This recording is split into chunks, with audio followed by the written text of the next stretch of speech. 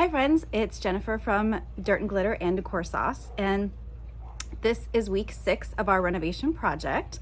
And I wanted to talk to you a little bit about the plumbing that's getting replaced this week. So I know I kind of alluded to it in some of my older videos about how this house needs all new plumbing, but I didn't really get into a lot of detail about it. So I kind of wanted to do that with you today, and then I'll show you what it looks like as they're working on it in here. So this house, as I've said before, is built in the 1960s, which means it has cast iron pipes all throughout that go from the street to the inside of the house on the first floor and then up to the second floor that services the kitchen and the bathroom upstairs. So cast iron is generally known to, especially in my area, I don't know if it's cast iron in general or if it's just in my area because we have a lot of salt and moisture in the air, if that makes it fail, but cast iron fails. And everybody that has a house that's built in the 1960s in this area just knows it. It's just a fact of life that if you buy one of these houses and you live in it for a while, or like we're doing and decide to gut it, that the plumbing has to be addressed at the time. And the reason why is because they literally have to cut the concrete in the first floor, dig out those cast iron pipes, and then relay PVC underneath the foundation of the house.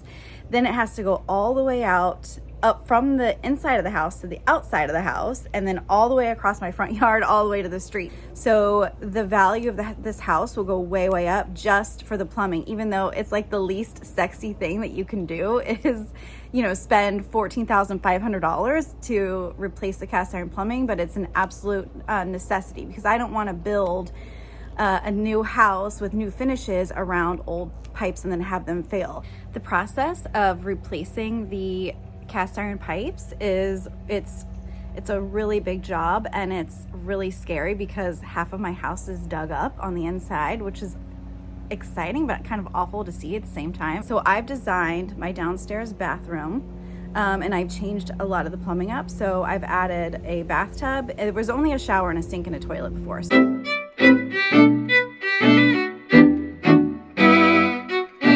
So I've added a bathtub, I've moved it to a different wall, I've made the shower larger, so they have to cut new pathways to this plumbing that I'm having replaced. I'm also plumbing the downstairs under the stairs closet area for a wet bar or a sink, and then also plumbing the laundry room for a like a laundry sink if I ever want one in the future. I'm not putting one in now, but now, since we were doing the plumbing, it's time to do all the things that you foresee wanting to do because I don't want to do this again, and we're kind of wrapping all of this into the same budget. We're plumbing the outdoor space for an outdoor bathroom with a shower, sink, and toilet. So that is included in the money too.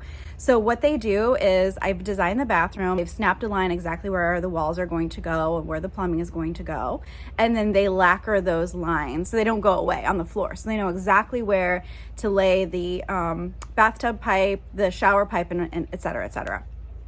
Then they cut that concrete into pathways where I want to have, all the drains and water supplies and things like that. Then they have to dig underneath the foundation. They literally dig piles of dirt out from underneath the house structure, remove any cast iron pipes that were there, lay new PVC pipes, and then they have to refill it with dirt and then refill it with concrete. It's really crazy, guys. That is what's happening this week. And so it's exciting because it's work being done, but it's also not sexy at all. It's just something that has to be done. So right after this intro, I'm going to show you some photographs of what the cut looks like in the concrete and then what the front yard looks like as they're digging it out.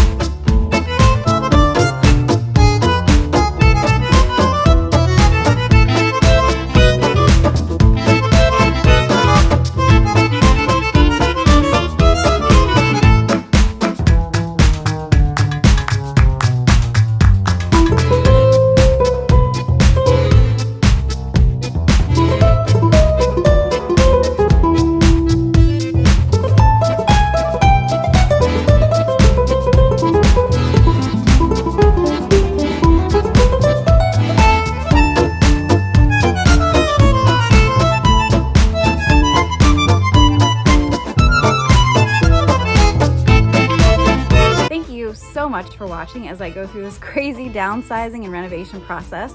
For more great DIYs, make sure you check out my other channel at DecorSauce. And don't forget to like, subscribe, and hit the notification bell so you don't miss any of the new content. I really hope you have a great day. Thanks so much for following along. See you back here soon.